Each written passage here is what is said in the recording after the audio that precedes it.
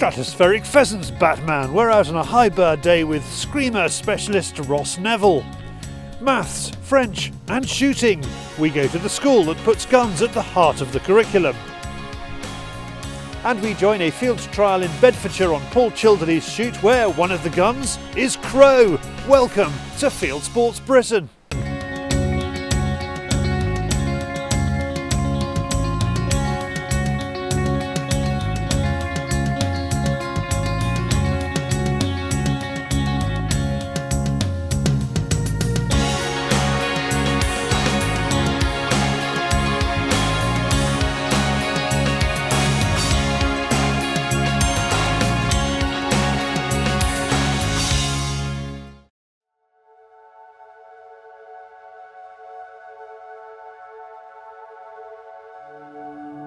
We are in high pheasant country for an end-of-season blast.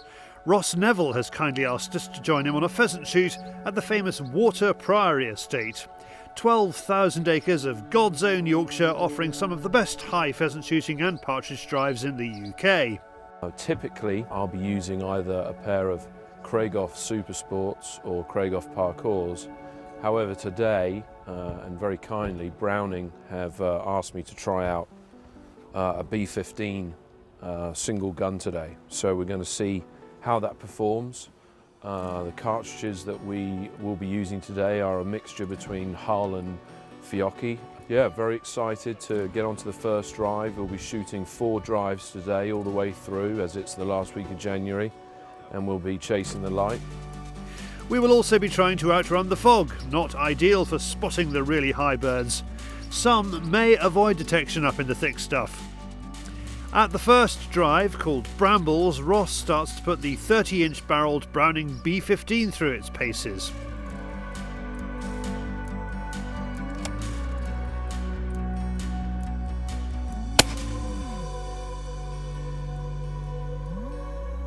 So I started shooting when I was 8 years old.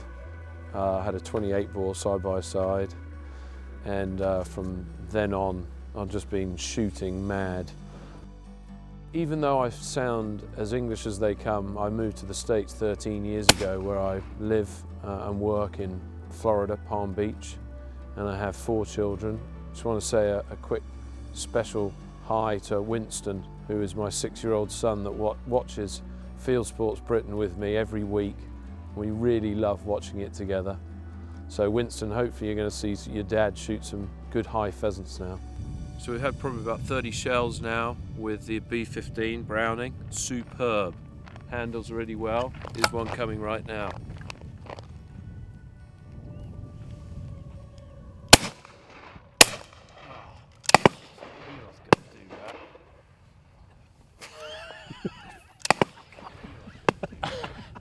Here's one coming down, I missed it. I was like, I've got to kill this, I've got to kill this, I've got to be in front of it. Even though Ross now lives stateside, he flies here for the sport he loves, maybe even craves. He's taken a number of days here. So first impressions, fantastic. B15, it works. What do you think, Hugo?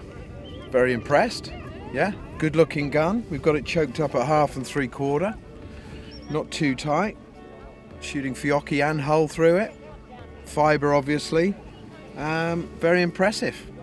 In order to rest the back and neck muscles from all those vertical extensions, everyone enjoys the hospitality. Although Warter Priory has a reputation for high-end sport, there's a very laid-back atmosphere. Apart from Warter Priory being one of the highest bird shoots in the country, it's also extremely welcoming. Warter Priory has a policy where everyone is involved, including having a drink after the first drive. So as you see, we've got beaters, pickers up, guns, spectators, everyone's here, and just showing what a wonderful sport this is and what great fun everyone has. We aren't just all about shooting, we're all about bringing work to the community, trying to make the most of what we've got, and we aren't the biggest shoot in the world, but we like to think one of the sporting and the fairest. So all we like to do is produce good birds for people to come and have a good day shooting. As you can see, all walks of life come here. Isn't just for the rich, it's for everybody that wants to come. And you don't really want to come on a day when it's foggy like it's coming today, but we can't do anything about that. But everybody's very fair, very sporting, and that's all we want to give. Go get. Crazy day. And you even get the obligatory glass of champagne after the first drive. What a way to spend a Friday morning. Back to the shooting, and the scenery is very impressive. I know we can't see it, but promise, no porkies. So on the second drive, it's called porkies. The birds are just about to come, so let's see what I can do.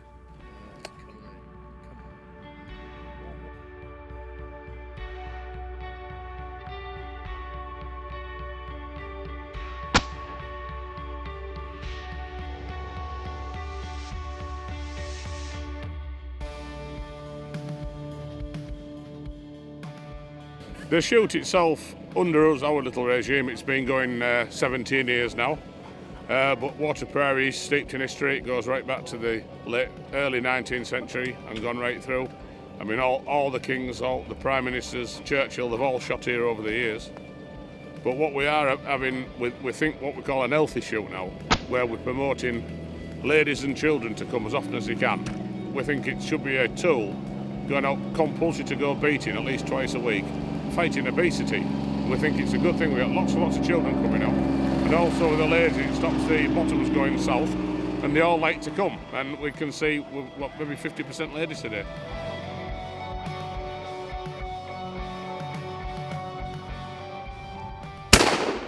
Oh, good shot. Got it. Excellent shot, son. Got it. Every blind squirrel finds a nut Nuts now in and the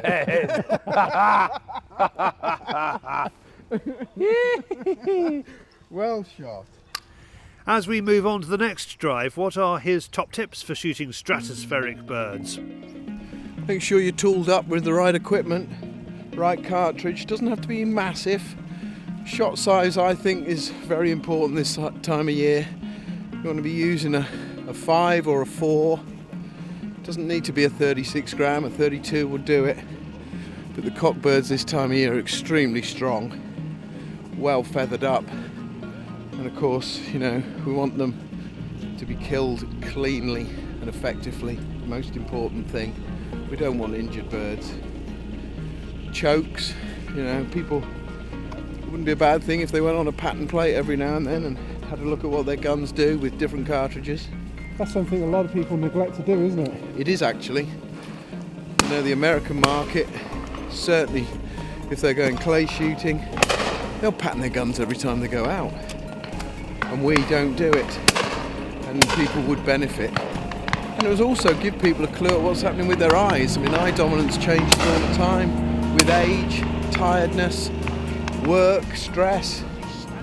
Go out on the pattern plate, can soon tell you.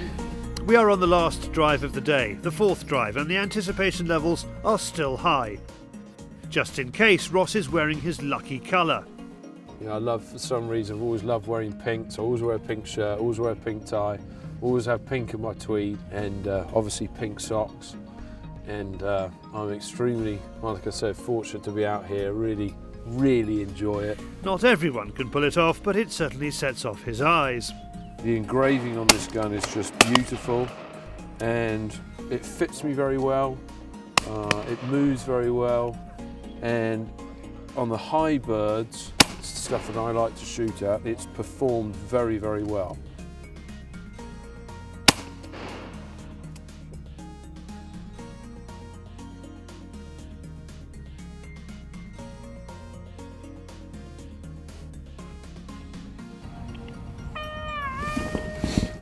Another fabulous day shooting, fantastic drive, even when it's in this fog. I was a little anxious to shoot a new gun for the first time on birds like this, but it's performed very well. I'd certainly shoot it again, and hopefully I'll be doing this a few more times with Fieldsports Britain to show you some other shoots around the country of high birds. So thank you very much, see you again soon. Say no more. For more about the Browning B15, visit the Browning website. Well done, Ross, coping well with the foggy weather. Now for someone with unclouded certainty, it's David on the Fieldsports Channel News Stump.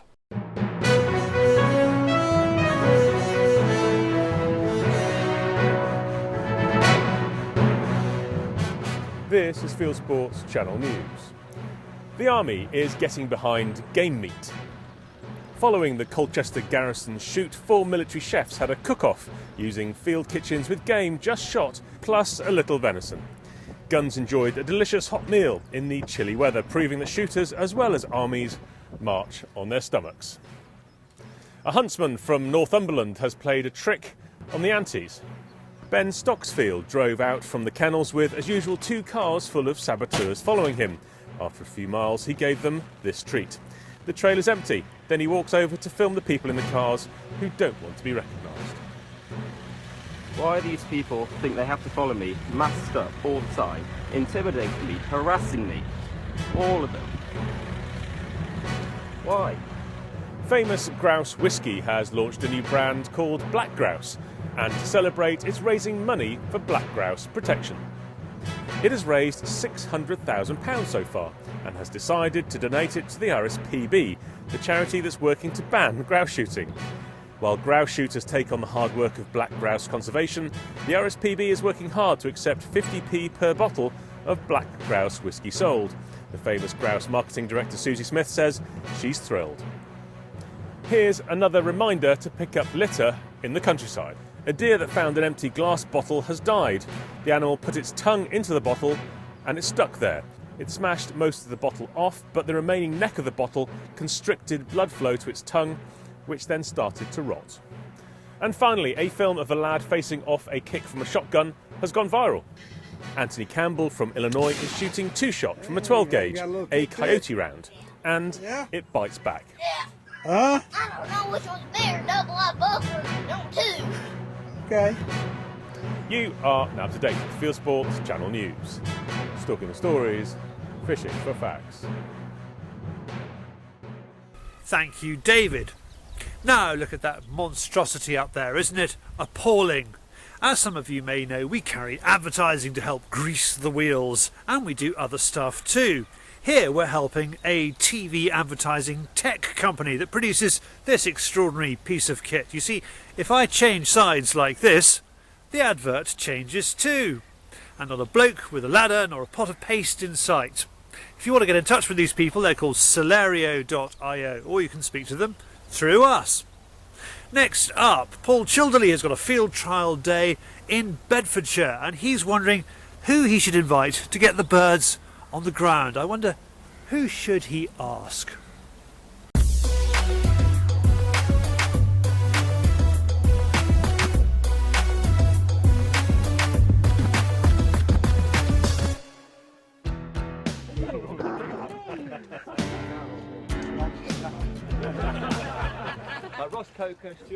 Every dog has its day, and at this novice field trial event hosted by Paul Childerley, there are plenty of retrievers looking to impress. Andy has been invited to shoot on what will be a slightly different day, with the emphasis on dog skills, not shooting skills.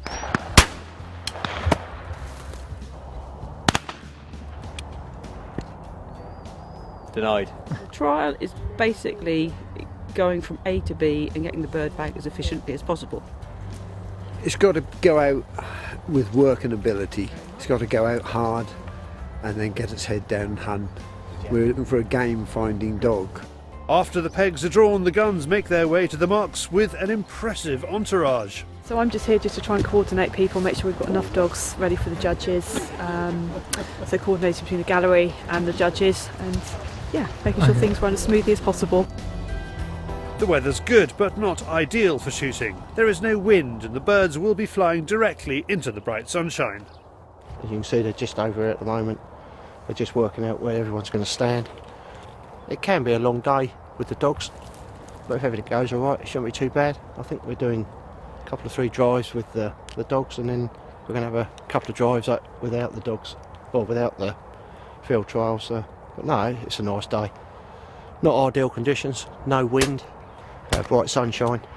A couple of the drives, I know the birds flying towards the sun, they don't like all that. it's kind of Paul Childerley and Scott to invite me up here for the day. As well as the visiting novice retrievers, there are the resident pickers-up dogs as well. There is some friendly rivalry between the two sets of handlers. They are more controlled. They're trained and control them to how they want them to work. Whereas these, we train them, but we want them to work more on their instincts. So when we're hunting for stuff that has gone missing, has been hit and disappeared into that wood, I don't want to have to be the one telling the dog where to go for it. I want to send them in the right direction and then let them use their instinct and their nose to find the bird, whether that's with their eyes, but more with their nose, so that they're scenting the ground and hunting for it. Crow is in the shooting with Paul as back gun. Well done, Crowy.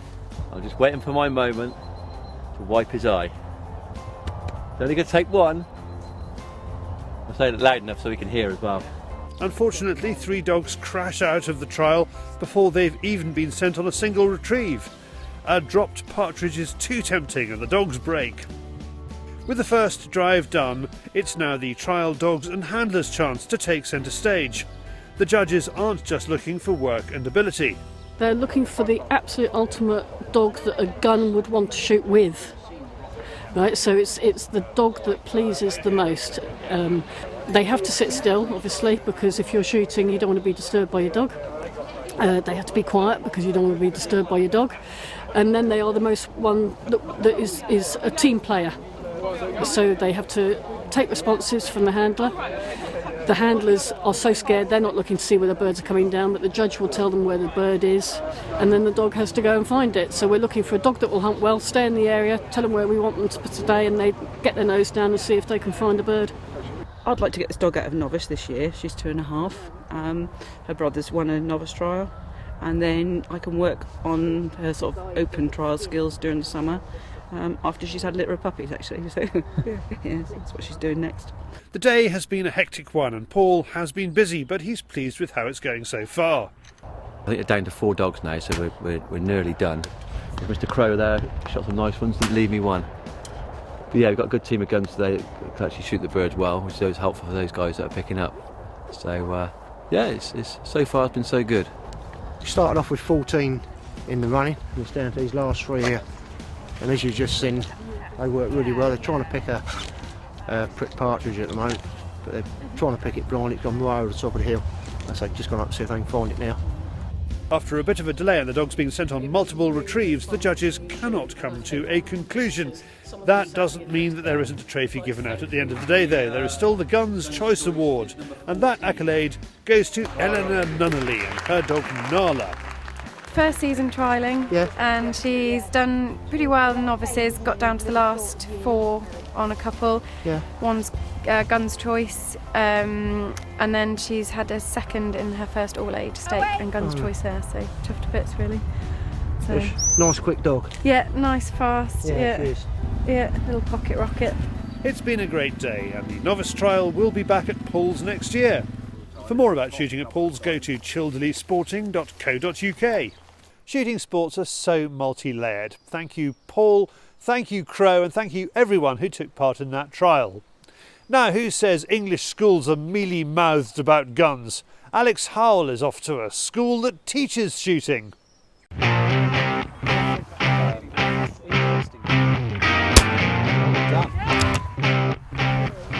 Headmaster Mike Fairclough first hit the British newspaper headlines in 2013 for taking his young pupils clay shooting.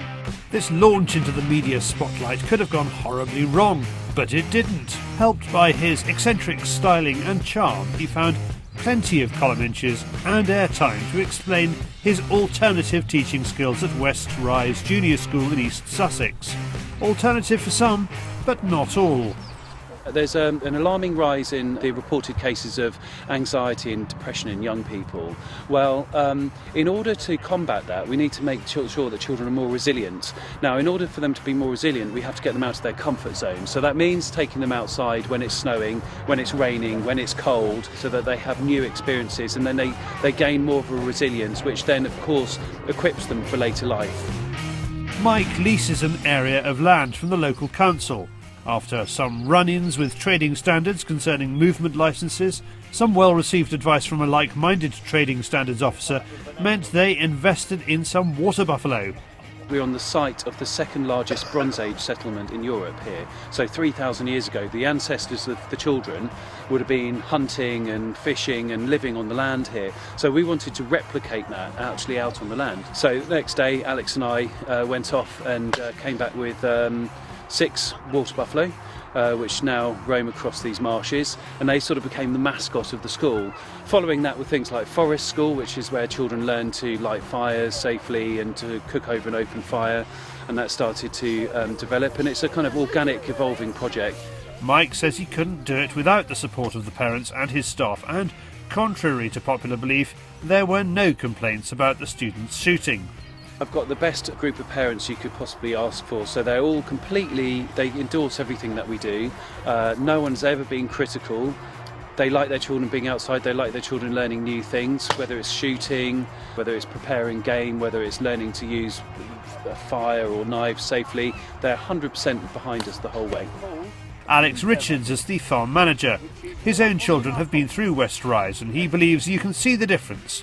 Children just need encouraging and encouragement. We've been basically teaching them how to prepare game, pluck pigeons, skin a rabbit, they've breasted them, they're cooking them, also understanding where their food comes from. Just doing that little bit extra, that achieving something themselves that they've never have dreamt of doing or even contemplated of doing. Tuck in, mate. On another part of the ground, CPSA coaches are on hand to get the children hitting clays. Discipline and responsibility are again part of the lesson plan. For them it's an introductory to say actually you can do this all year round, regardless of what the weather's like, regardless of what the conditions are like. You can be outside and you can be shooting. The Countryside Alliance is right behind the strategy here and wants other schools to take the bull by the horns.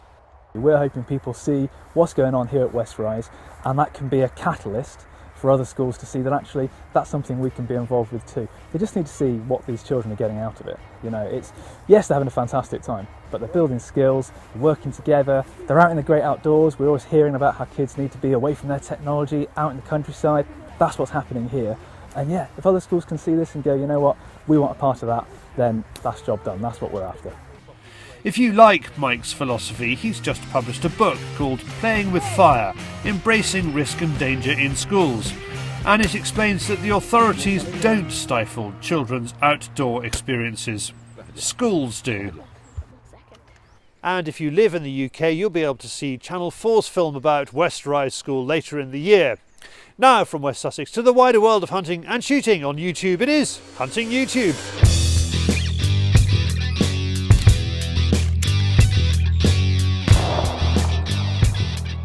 This is Hunting YouTube, which aims to show the best hunting and shooting videos that YouTube has to offer. Tim Hunemeyer's Hunting Room channel has driven hunts in Hungary and Austria on offer this week, wild boar and red stags. For those who know their German boar, he shoots Keiler and Übelaufer and 4 Frischlinger. Glenn's Hunting and Shooting is on a driven pheasant day on New Year's Eve. As well as a lovely cockbird at the end, his film includes a 3-shot miss on a hen bird. Online deer stalking magazine County Deer Stalking's latest has Peter Jones out after roe and he gets caught napping. Well, sort of. Antler Addicts from Texas has a bobcat in his sights. It's an opportunist shot. The cat has no idea what's going on. Klaus Demmel in Germany specialises in calling foxes in daylight. Here is his latest selection. This is a film I've been waiting for. It's Ulrich Orskoff's solo recurve sandbar deer hunt in Australia. He teased us with a trailer last year. Now this is part 1 of 2. John Gonzalez is a long-range specialist. He misses a doe after adjusting his scope with a miscalculation on his Strelok ballistics app and then shoots one in the neck at 386 yards. And finally, it's the 45-second safari with Mojo TV. Terry Denman travels to Africa to shoot plains game and comes across a poached elephant, which is the new normal. That's it for this week. Links are in the description. If you have a YouTube film you would like us to pop into the weekly top 8, send it in via YouTube or email me the link, charlie@fieldsportschannel.tv.